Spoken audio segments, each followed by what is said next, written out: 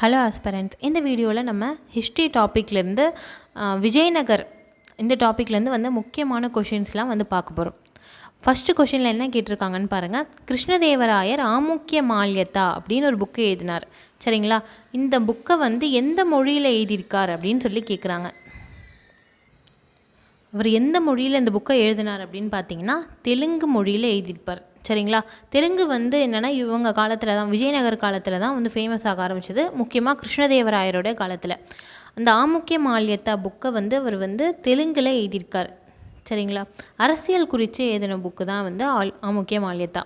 இன்னொரு புக்கு வந்து எழுதியிருப்பார். அந்த புக்கு வந்து என்னென்னா ஜாம்பவதி கல்யாணம்.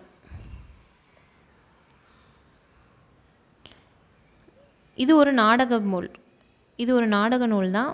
இது வந்து என்னென்னா சமஸ்கிருதத்தில் எழுதியிருப்பார். சரிங்களா? ரெண்டு முக்கியமான புக்ஸு, ஆமுக்கிய மால்யதா அப்புறம் ஜாம்பவதி கல்யாணம், ரெண்டு முக்கியமான புக்ஸ் வந்து எழுதியிருக்கார். அடுத்தது கிருஷ்ணதேவராயருக்கு வந்து வேறு என்னென்னலாம் பேர் இருக்குது அப்படின்னு பார்த்தீங்கன்னா ஆந்திரபோஜர்,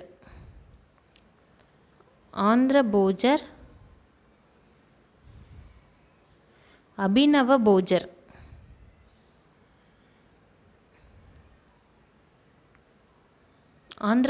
அபினவ போஜர், ஆந்திர பிதாமகர், இப்படின்லாம் பேர் இருக்குது. சரிங்களா? இந்த மாதிரிலாம் நிறையா பேர் இருக்குது. ஆந்திர போஜர், அபினவ போஜர், அப்புறம் ஆந்திர பிதாமகர், இதெல்லாம் வந்து அவருடைய நேம்ஸ். சரிங்களா? அடுத்தது இவரோட அரசவையில் ஒருத்தர் இருப்பார், அல்லசாணி பெத்தண்ணா அப்படின்னு ஒரு கவிஞர் இருப்பார்.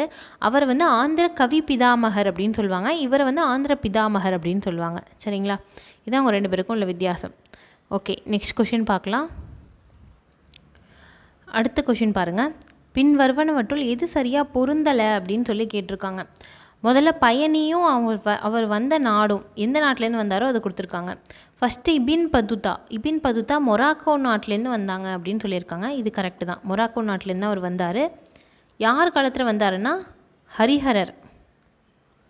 விஜயநகர் சாம்ராஜ்யத்தை தொடங்கி வச்சவங்க யாருன்னா ஹரிஹரர் அண்ட் புக்கர். அவருடைய சகோதரர்கள் ரெண்டு பேரும், ஹரிஹரர் மற்றும் புக்கர். ஹரிஹரர் 1 அவர் ஆட்சி பண்ணும்போது தான் அவர் வந்தார். சரிங்களா? அடுத்தது டாமிங்கோ பயஸ் அப்படின்றவர் போர்ச்சுகல் நாட்டிலேருந்து வந்தாரா அப்படின்னா ஆமாம், போர்ச்சுகல் நாட்டிலேருந்து வந்தார். போர்ச்சுகல் வந்து என்னென்னா விஜயநகருக்கு நட்பு நாடு, போர்ச்சுகீசியர்கள். சரிங்களா? இவர் யார் காலத்தில் வந்தார் அப்படின்னு பார்த்தீங்கன்னா கிருஷ்ணதேவராயர்.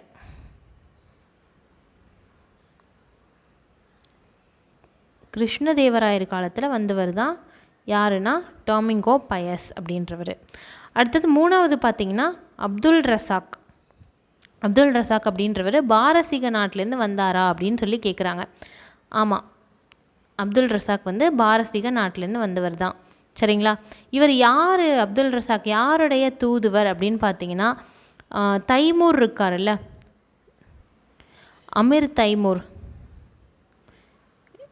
டெல்லியை கூட சூறையாடிட்டு போயிருப்பார். தைமூர் வந்து சுல்தான்ஸ்லாம் ஆட்சி பண்ணும்போது வந்து சூறையாடிட்டு போயிருப்பார். அவருடைய பையன் ஷாருக் அப்படின்ற ஒருத்தர் ஆட்சி பண்ணிகிட்ருக்காரு பாரசீக நாட்டில். அவர் வந்து அமுச்சு விடுற பயணி தான் அவர் தான் தூதுவரை அமுச்சு விடுவார். அப்துல் ரசாக் அவரோட அரசவையிலேருந்து வந்தவர், பாரசீக நாட்டிலேருந்து வந்திருக்கார். இவர் யாருடைய அரசவைக்கு வந்தார் அப்படின்னு பார்த்தீங்கன்னா இரண்டாம் தேவராயர்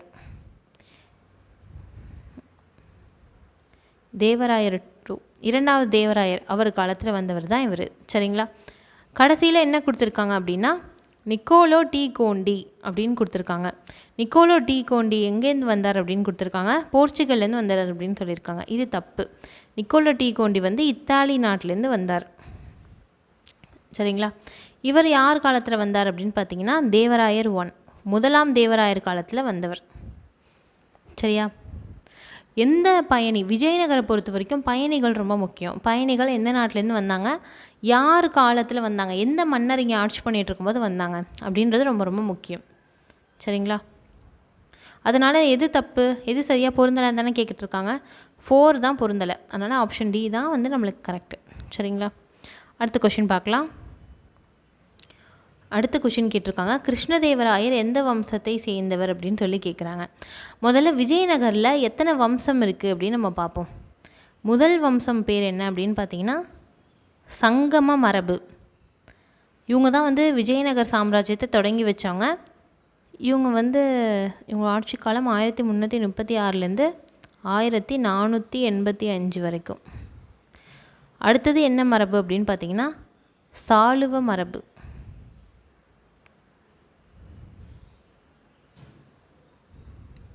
1486லேருந்து 1505 வரைக்கும். சரிங்களா?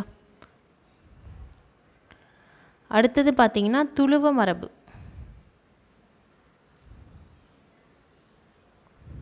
1509லேருந்து பார்த்திங்கன்னா 1505லேருந்து 1570 வரைக்கும். கடைசியாக இருக்கும் ஒரு மரபு, அறவீடு மரபு அப்படின்னு சொல்லுவாங்க.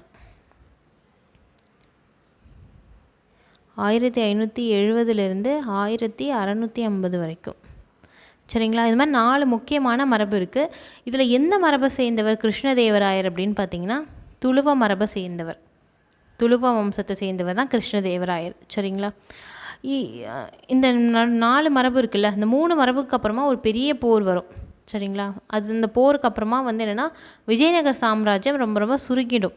அந்த போர் பேர் என்ன அப்படின்னு பார்த்தீங்கன்னா தலைக்கோட்டை போர். தலைக்கோட்டை போர் அப்படின்னு சொல்லுவாங்க. 1565 நடந்துச்சு. ரொம்ப மோசமான ஒரு போர். இதில் வந்து பாமினி சுல்தான்கள்லாம் இருப்பாங்க. பாமினி சுல்தான்கள் பார்த்திங்கன்னா ஒரு 5 பிரிஞ்சு ஆண்டுட்ருப்பாங்க பாமினி சுல்தான்கள். அந்த 4 பாமினி சுல்தான்கள் சேர்ந்து விஜயநகர் சாம்ராஜ்யத்தையே அழிச்சிடுவாங்க. ஹம்பி அவங்களோட தலைநகரம் அதையே வந்து ஃபுல்லாக அழிச்சிடுவாங்க. சரிங்களா? அதுக்கப்புறமா விஜயநகர் வந்து ரொம்ப கஷ்டமாக இருக்கும். ஹம்பியே தலைநகரமாக இருக்காது, கொஞ்சம் வந்து கீழே தள்ளி வந்துடுவாங்க. ஆந்திரா பக்கம் தள்ளி வந்து பேணுகொண்டா அப்படின்ற இடத்த தான் வந்து ஆட்சி பண்ணிகிட்ருப்பாங்க விஜயநகர். அதுதான் அறவீடு மரபு, லாஸ்ட் மரபு. சரிங்களா? 3வது மரபு முடிஞ்சதுக்கப்புறமா அது மாதிரி பெரிய போர் வந்துடுது. அதுக்கப்புறமா அறவீடு மரபுன்னு ஒன்று ஸ்டார்ட் ஆகுது. அதனால் முன்னைய மாதிரி விஜயநகர் இருந்துச்சு இல்லை, முன்னாடி விஜயநகர சாம்ராஜ்யம் இருந்த அளவு பவர்ஃபுல்லாக இல்லை, அதுதான் சொல்லியிருக்காங்க. இந்த மாதிரி 4 முக்கியமான வம்சம் இருக்குது. இந்த 4 வம்சத்தையும் வரிசலாக க்ரோனாலஜிக்கலாக படிச்சுக்க வேண்டியது அவசியம். இது கால வரிசைப்படுத்த சொல்லி கூட கேட்கலாம். ஓகே, அடுத்த கொஷின் என்னன்னு பார்க்கலாம். இந்த கொஷினில் என்ன கேட்டிருக்காங்க பாருங்கள். யாருடைய ஆட்சி காலத்தில் இத்தாலி பயணியான நிக்கோலோ கோண்டி வந்து விஜயநகர பேரரசுக்கு விஜயம் செய்தார் அப்படின்னு சொல்லி கேட்டிருக்காங்க. இது நம்ம ஏற்கனவே பார்த்தது தான். 1ஆம் தேவராயர் காலத்தில் வந்திருப்பார். சரிங்களா? அதனால் பயணிகள் ரொம்ப ரொம்ப முக்கியம். ஏன்னா பயணிகள் வச்சு நிறைய தடவை டிஎன்பிஎஸ்சி எக்ஸாமில் மேட்சாக கேட்டிருக்காங்க, இது மாதிரி சூஸாக கேட்டிருக்காங்க, யார் காலத்தில் வந்தார்னு கேட்டிருக்காங்க, எந்த நாடுன்னு கேட்டிருக்காங்க, திரும்ப திரும்ப கொஷின்ஸ் ரிப்பீட்டடாக கேட்டுகிட்டே இருக்காங்க. ஸோ வந்து ரொம்ப முக்கியமாக பயணிகளை படித்து வச்சுக்கோங்க. நெக்ஸ்ட் கொஷின் பார்க்கலாம். அடுத்த கொஷின் என்ன கேட்டிருக்காங்க பாருங்கள். கிருஷ்ணதேவராயரோட ஆட்சி காலம் அப்படின்னு கேட்டிருக்காங்க. கிருஷ்ணதேவராயரோட ஆட்சி காலம் என்ன அப்படின்னு பார்த்தீங்கன்னா 1509லேருந்து 1529 வரை. அந்த விஜயநகர பேரரசில் ரொம்ப முக்கியமானவர் யார் அப்படின்னு பார்த்தீங்கன்னா கிருஷ்ணதேவராயர் தான். இவருடைய அரசவையில் பார்த்திங்கன்னா அஷ்டதிக்கஜங்கள் அப்படின்ற அமைச்சரவை இருந்துச்சு. அஷ்டதிக்கஜங்கள் அப்படின்னு அமைச்சரவை இருந்துச்சு. சரிங்களா? 8 முக்கியமான மினிஸ்டர்ஸ் வந்து இருப்பாங்க, அதான் அஷ்டதிக்கஜங்கள்.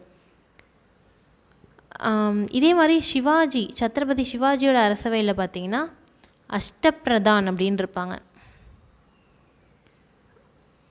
அஷ்டப்பிரதான் அப்படின்னு சிவாஜியோட அரசவையில் இருப்பாங்க. அதே மாதிரி நவரத்னங்கள் அப்படின்னு சொல்லுவாங்க. நவரத்தினங்கள் அப்படின்னு 9 மினிஸ்டர்ஸ் இருப்பாங்க. யார் யாருக்குன்னா அக்பரோட அரசவையிலையும் இருப்பாங்க. அதே மாதிரி 2வது சந்திரகுப்தர் அவர அரசவையிலையும் 9 மினிஸ்டர்ஸ் இருப்பாங்க.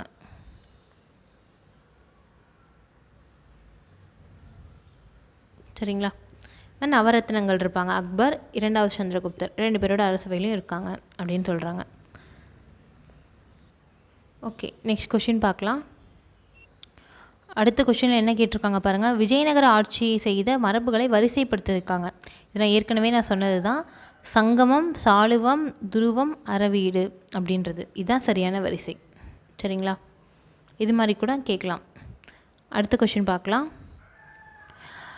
விஜயநகர பேரரசு தோற்றுவிக்கப்பட்ட ஆண்டு அப்படின்னு சொல்லி கேட்டிருக்காங்க.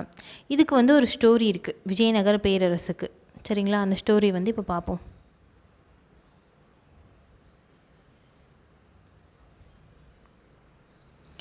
இந்தியா எப்படி இருக்கா, இங்கே வந்து இந்த சைடில் யார் அப்போ ஆட்சி பண்ணிகிட்ருக்கார் அப்படின்னு பார்த்தீங்கன்னா ஒரு சுல்தான். யாருன்னா துக்ளக் வம்சத்தை சேர்ந்த சுல்தான். யாருன்னா முகமது பின் துக்ளக் அப்படின்றவர் ஆட்சி பண்ணிகிட்ருக்காரு. இவர் என்ன பண்ணுறாருன்னா கீழே வந்து ஆட்சி பண்ணுற ஒவ்வொரு அரசர்களையும் என்னென்னா தோக்கடிச்சிக்கிட்டு ராஜ்யத்தை விரிவுபடுத்திக்கிட்டே வராரு. அந்த மாதிரி விரிவுபடுத்தும் போது கீழே வரும்போது என்ன பண்ணுறாரு அப்படின்னா ஹோய்சாளர்கள், காக்கத்தியர்கள், ஹோய்சாளர்கள் எல்லாரையும் வந்து ஜெயிக்கிறார் படை அனுப்பி. காக்கத்தியர்கள், அடுத்தது ஹோய்சாளர்கள், இவங்க எல்லாரையும் வந்து ஜெயிச்சுட்டு என்ன பண்ணுறாருன்னா அந்த இடத்தெல்லாம் வந்து அவருடைய டெரிட்டரியோட அனெக்ஸ் பண்ணிக்கிட்டே போகிறார் அவரோட இடத்தோட. இந்த மாதிரி இந்த காக்கத்தியர்கள், ஹோய்சாளர்கள்லாம் இருக்காங்கள்ல, இவங்கக்கிட்ட ஃபஸ்ட்டு காக்கத்தியர்கள்ட்ட 2 பேர் முதல்ல ஒர்க் பண்ணுவாங்க. யாருன்னா ஹரிஹரர் அண்ட் புக்கர். 2 பேரும் சகோதரர்கள். 2 பேரும் என்ன பண்ணுறாங்கன்னா காக்கத்தியர்கள்ட்ட முதல்ல வேலை பார்த்துருந்தாங்க. அங்கே வந்து என்னென்னா அந்த ஏரியாவை அனெக்ஸ் பண்ணிக்கிட்டாங்க முகமது பின் துக்ளக். திரும்ப ஹோய்சாளர்கிட்டே வேலை பார்ப்பாங்க, அவங்க ஏரியாவும் பிடிச்சிட்டுவார் யார், முகமது பின் துக்ளக். அதனால் என்னென்னா அங்கேருந்து சிறை பிடிச்சிட்டு வருவாங்க இந்த ஹரிஹரர், புக்கர் 2 பேரையும். இவங்களை என்ன பண்ணுவார் அப்படின்னு பார்த்தீங்கன்னா முகமது பின் துக்ளக் வந்து மதம் மாற்றிடுவார். முஸ்லீமாக வந்து மதம் மாற்றம் பண்ணிடுவார். முஸ்லீமாக மதம் மாற்றம் பண்ணி அவரோட அரசவையில் வச்சுருப்பார்.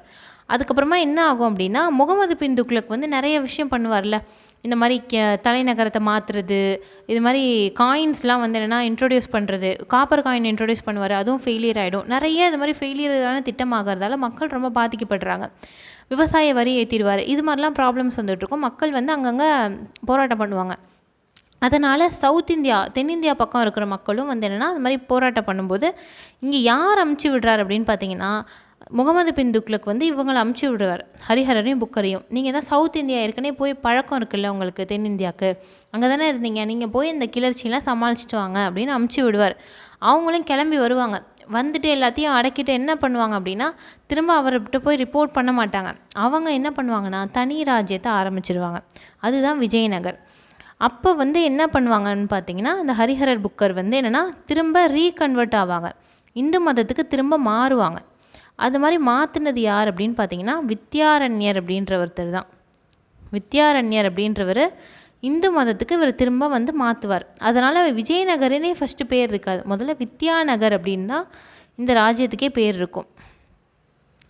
வித்யாநகர் அப்படின்னு தான் பேர் இருக்கும்,